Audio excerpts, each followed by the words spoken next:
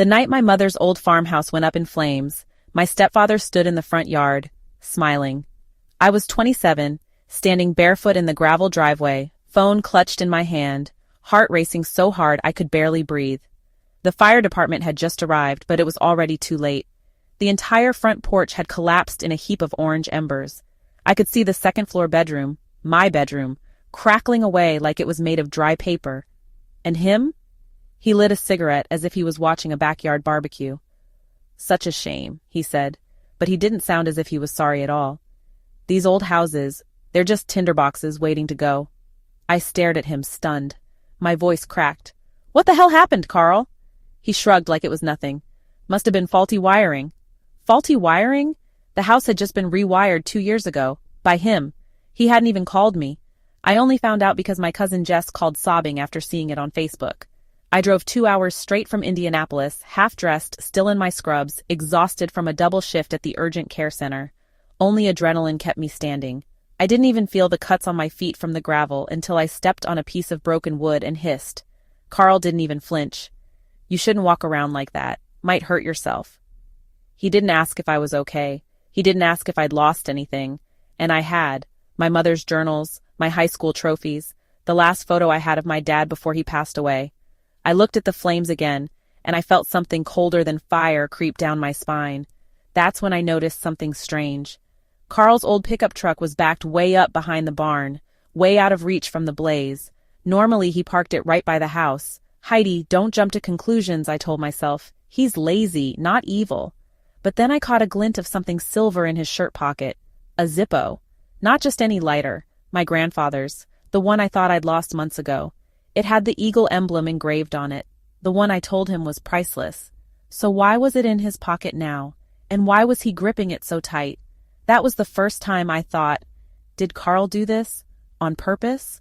Why would Carl destroy the one place that tied me to my mom? And why now? The fire was still smoldering when a shiny black SUV rolled up the gravel driveway the next morning. Out stepped a man in a pressed gray suit and sunglasses, holding a leather briefcase. "Carl Becker?" he called out. Carl was standing near the charred remains of the porch, sipping coffee from my mom's old floral mug like it was just another Tuesday. "That's me," he said, lifting his chin. I frowned. "Who's that?" I asked. Carl gave me a sideways glance. "Insurance adjuster. Called him last night." Last night?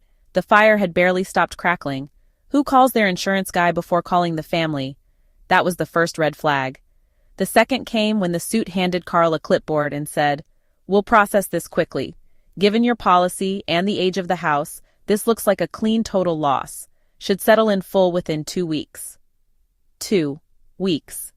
Carl looked over the paper and smirked. "Guess it's lucky I increased coverage last month, huh?" My mouth went dry. He updated the policy? I hadn't even known he'd changed it. I pulled him aside. "Wait, when did you up the coverage?" "June," he said, eyes darting away. Figured it was time. June was exactly 1 month after my mother died. "Did you put it in your name?" I asked, feeling that familiar knot in my stomach. He didn't answer. "Carl, the house was part of Mom's estate. It was supposed to go through probate. We were supposed to split it, remember?" Carl narrowed his eyes. "Technically, I was her legal spouse. That house defaulted to me." "But she willed it to me," I shot back. "It was in her will, Carl." "Wills take time," he said flatly. I had to keep things moving. I felt heat rise in my face, and it wasn't from the fire pit still smoking behind us. This wasn't just careless behavior. This was calculated. I spent the rest of that morning walking through the ashes in boots that didn't belong to me. The whole place smelled like wet charcoal and betrayal. Every time I found a half-burned keepsake, my mom's porcelain teapot, my prom photo with Jesse Reynolds, I felt another crack in my chest. By noon, I couldn't take it anymore. I drove into town, straight to the county clerk's office.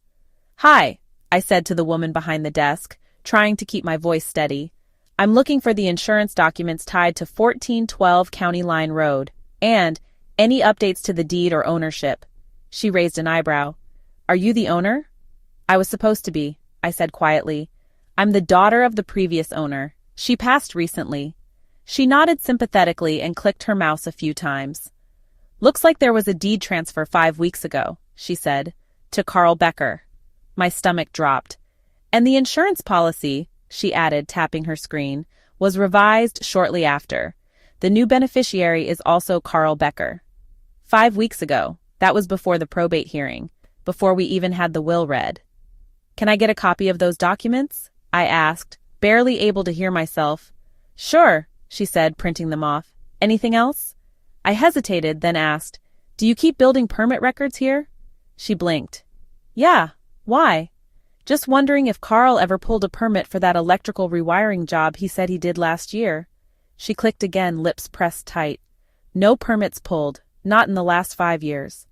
So there it was. No permit, no legal rewiring, no ownership transfer through proper channels, just Carl pulling strings, torching a house, and collecting a fat check. I stepped out into the sunlight, gripping the papers so tight they wrinkled in my hand. He'd played me like a fiddle, but there was something he didn't realize, that I still had my mom's old photo hard drive, the one she used for documenting the house renovations, including the attic wiring, and Carl, working without a permit. And in one of those photos, taken by my mom herself, Carl was holding that Zippo lighter, right under the dry attic beams. Was it just carelessness? Or was he testing the flame months ago? I didn't cry when I found the photo. I just stared at the screen, at Carl's smug face, standing in the attic in his ratty Indiana Hoosiers t-shirt, Zippo lighter in hand, cigarette tucked behind his ear, wires exposed behind him like dry kindling. He looked like he was posing for a mugshot. And Mom? Why did she take that photo? I clicked through the file info.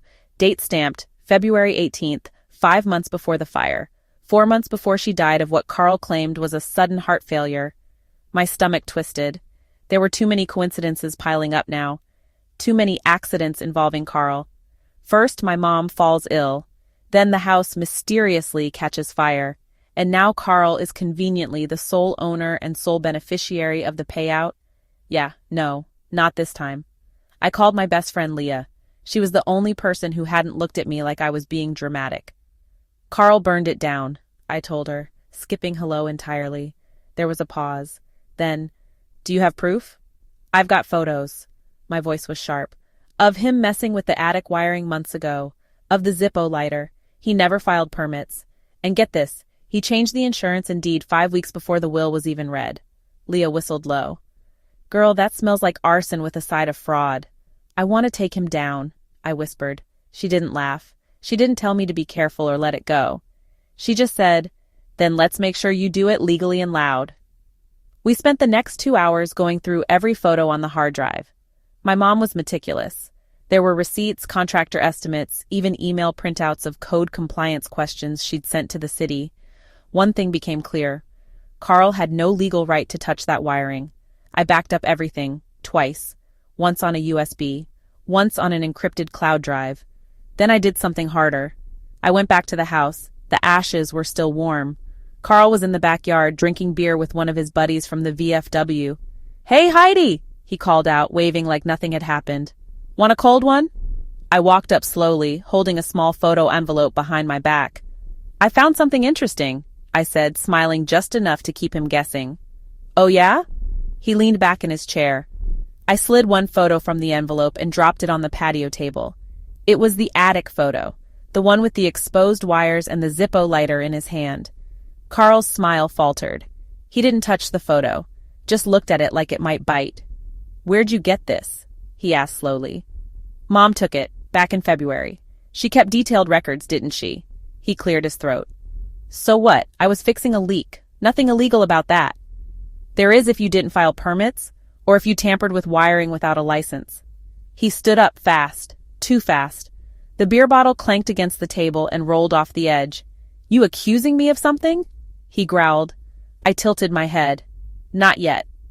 His eyes darted around like he was trying to decide if anyone else had seen the photo, but I wasn't here to make a scene.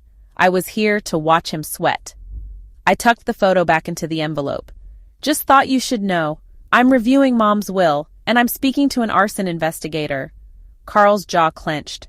Why would you do that? I leaned in close, voice low. Because fire doesn't erase digital evidence. Then I walked away, leaving the Zippo still burning behind his eyes. Carl thought the ashes had buried the truth. He had no idea I'd already planted the seeds of his downfall. By the end of the week, Carl was rattled. He started dropping by my apartment in Indianapolis unannounced, always with the same fake concern. "Just checking in. Want to make sure you're not too stressed out, Heidi."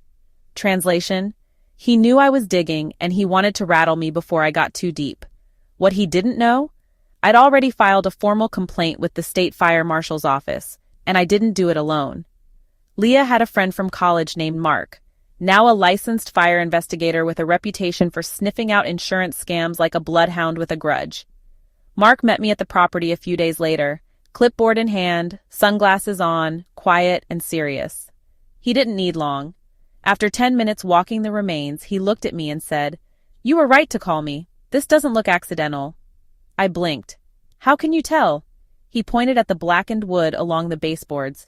"Burn patterns too clean. Accelerant likely used.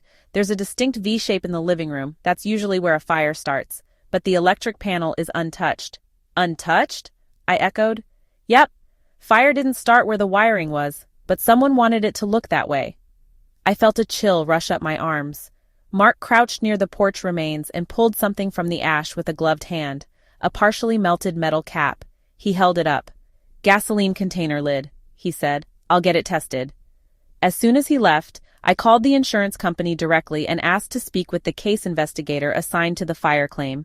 I gave them my name, the property address, and calmly said, "I believe the claim being processed is fraudulent. I have reason to believe the fire was intentionally set for payout." There was a pause, then a quiet, "Would you be willing to provide supporting documentation?" "Oh," I said, almost smiling, "you'll have everything by end of day."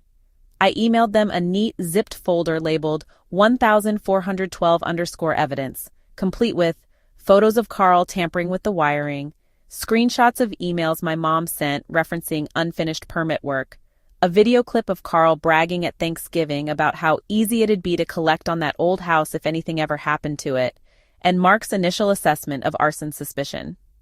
By that night, I got a call back. "We're halting the payout pending investigation," the insurance rep said.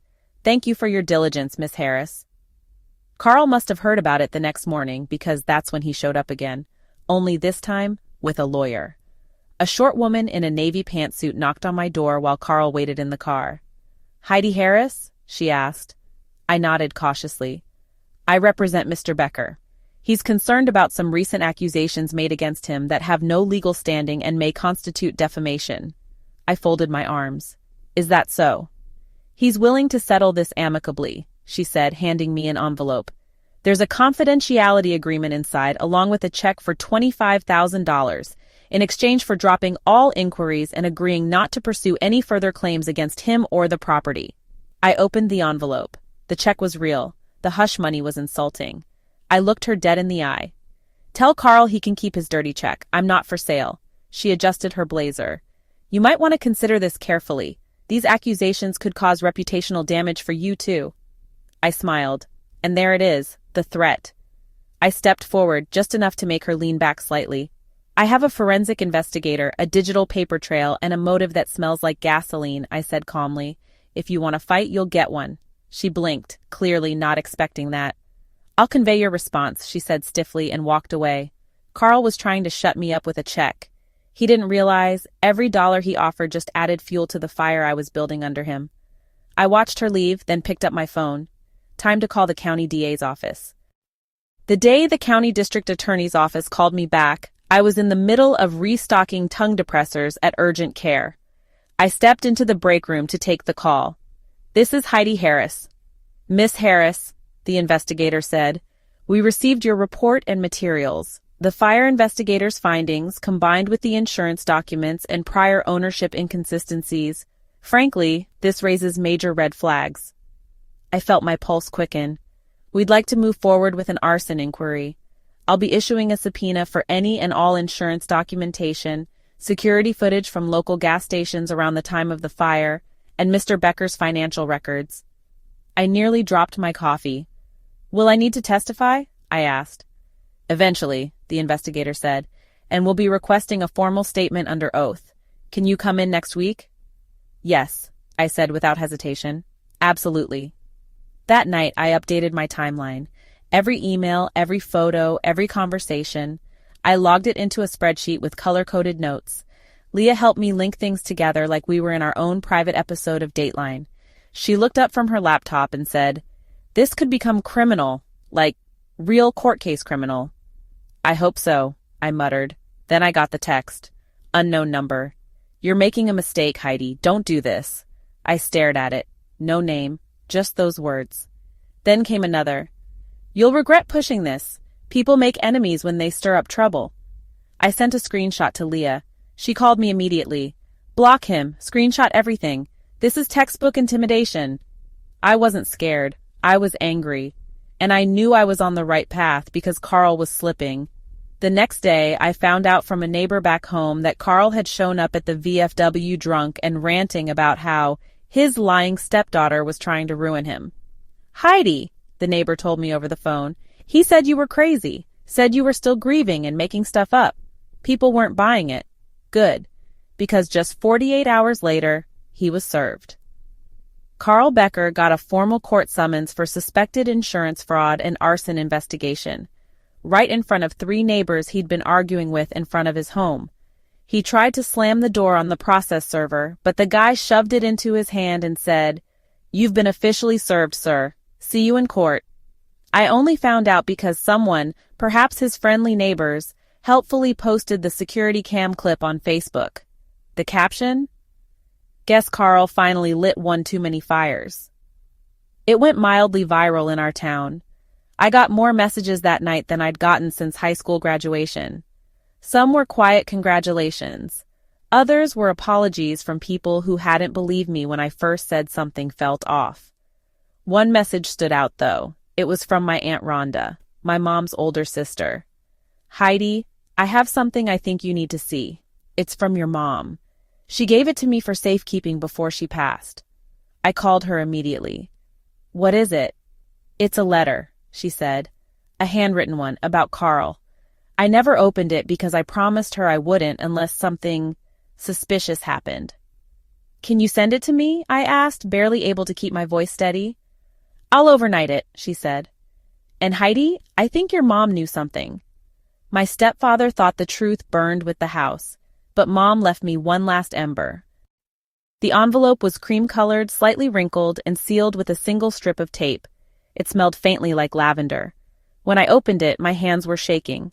My mom had passed just 6 months earlier, but reading her handwriting again hit me like a freight train. "Heidi, if you're reading this, then I was right to be afraid." I stopped breathing for a moment. I haven't been feeling well lately, and I don't trust Carl. He's been asking strange questions about the house. He wanted to know where the insurance papers were, and he started locking the attic when I'm not home. I played dumb, but I'm worried. If anything happens to me, or to this house, promise me you'll look deeper. I updated the will to reflect your inheritance. It's filed with DeWitt & Sons, the law firm in town. If Carl tries to say otherwise, he's lying. And Heidi, don't trust anything he signs without a lawyer present. He's clever when he wants something. I had to sit down. She'd known. She'd seen it coming and tried to protect me, even in death. I scanned the letter, took high-res photos, and added them to my digital evidence folder under the tab marked Motive. Leah called just as I was uploading the files. "You get it?" she asked. I read her the first paragraph. She went silent. Then, "He's toast." The next week was a whirlwind. The DA's office added attempted probate fraud to Carl's growing list of offenses. My mother's updated will, retrieved from DeWitt & Sons as promised, clearly left the house to me, naming Carl as having lifetime tenancy only if he maintained the property. Burning it down kind of violated that clause. And get this, turns out Carl had forged a transfer deed.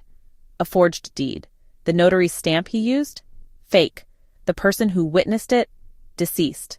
The DA now had a motive. He wanted the full insurance payout. A forged deed. Evidence of unlicensed electrical work. A suspect with financial troubles. His bank records were a mess. And the cherry on top, my mother's letter, written weeks before she died. At this point, the insurance company filed their own civil suit against him for fraud and attempted misrepresentation. Carl's lawyer? She dropped him like a hot coal once the forged paperwork came out.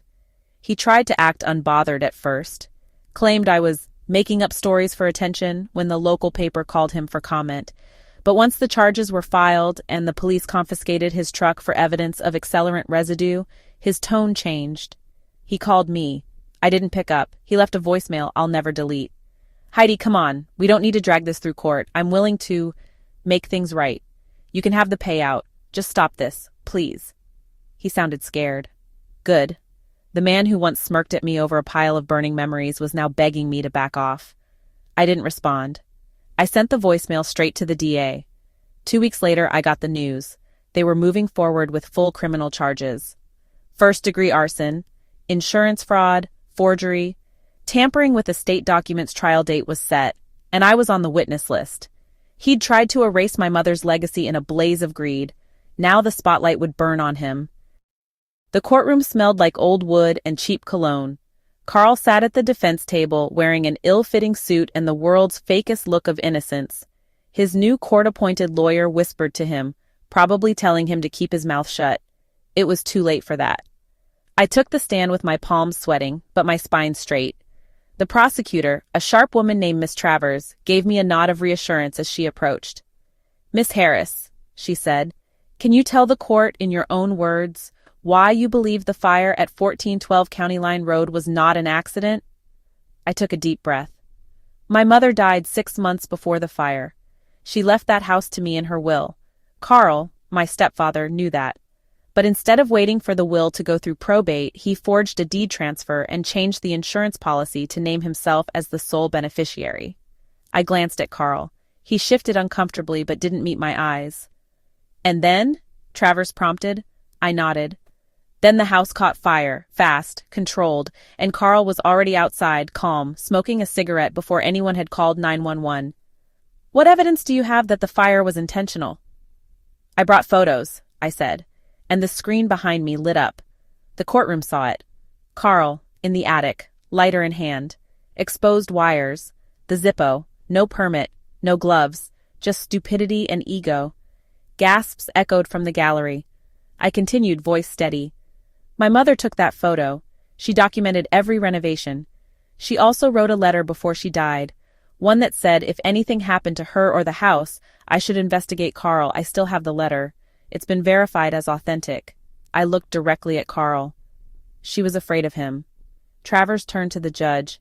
The state would like to submit Exhibit 27, the handwritten letter from the deceased, outlining her concerns, as well as the confirmed photographic evidence of unlicensed electrical tampering. The judge nodded. Admitted. Carl's lawyer tried to object, something about circumstantial interpretation, but the judge shut it down fast. Then came Mark, the fire investigator. He explained the V-shaped burn pattern, the accelerant residue, and how the circuit box hadn't been the fire's origin point. All of it pointed to intentional ignition, not faulty wiring. Then came the notary fraud expert. Then came the bank rep who confirmed Carl was 3 months behind on his mortgage and owed 2 credit cards totaling over $42,000. When the insurance rep testified they had halted Carl's payout and were suing him for fraud, the gallery audibly gasped again.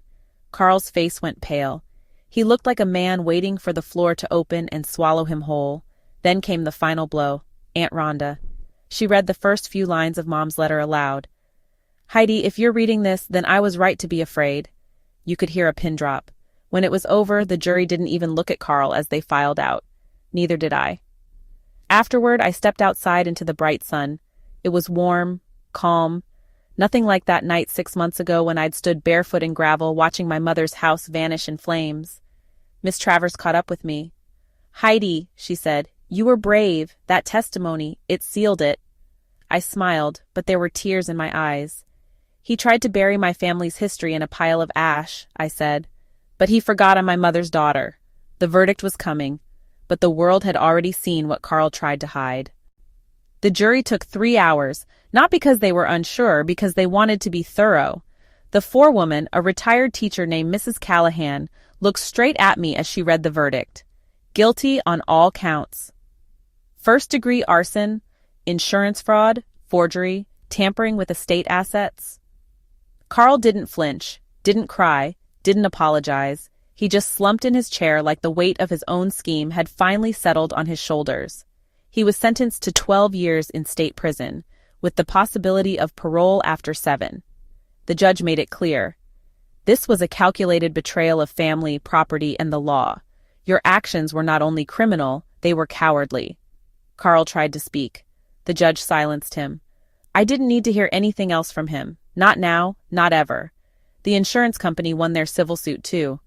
Carl owed them restitution, money he didn't have, which meant they seized his remaining assets, including the truck he'd parked smugly behind the barn that night. Funny thing is, the only thing he didn't lose was the Zippo lighter. It was submitted as evidence and then returned to me, since it originally belonged to my grandfather. I keep it in a shadow box now. Not because I like it, because it reminds me what people will burn for when they think no one's watching, and what they'll lose when someone is. A few months after the trial, I got a call from DeWitt and Sons. Heidi, the paralegal said, there's something else. Your mother didn't just leave you the house. She had a separate savings account. She'd been quietly setting aside money for renovations and for your future. My jaw dropped. $73,000. In my name, untouched, hidden from Carl. She said, and I quote, if anything ever happens, I want Heidi to have a fresh start, without anyone hanging over her. I cried in my car for 20 minutes after that. The next week, I visited the plot of land where the house used to stand. The air smelled clean again. The earth was soft. I stood there in boots and let the wind whip through my hair. Leah joined me with 2 coffees and a crooked smile. You gonna rebuild? She asked. Eventually, I said, letting my imagination run wild. But not the same house. Something new. Something I build myself. She nodded. That's fitting. I looked out over the field and whispered, thanks, Mom. I kept my promise. Some people think justice comes with a bang. Sometimes it comes with a file folder, a flash drive, and a firm voice on the witness stand. I didn't get revenge by yelling. I got it by staying calm, staying smart, and letting the truth do the burning for me. Carl thought he could erase my past. Instead, I erased his future. What would you have done in my place? Did Carl deserve his jail sentence? Drop your thoughts below in the comments, and if you enjoyed the story, please hit the like button and click subscribe to ensure you don't miss our next story about a life-changing upheaval. Before you go, our next juicy story just popped up on the screen, so click on it now to get your next dose of entertainment. Thanks for watching.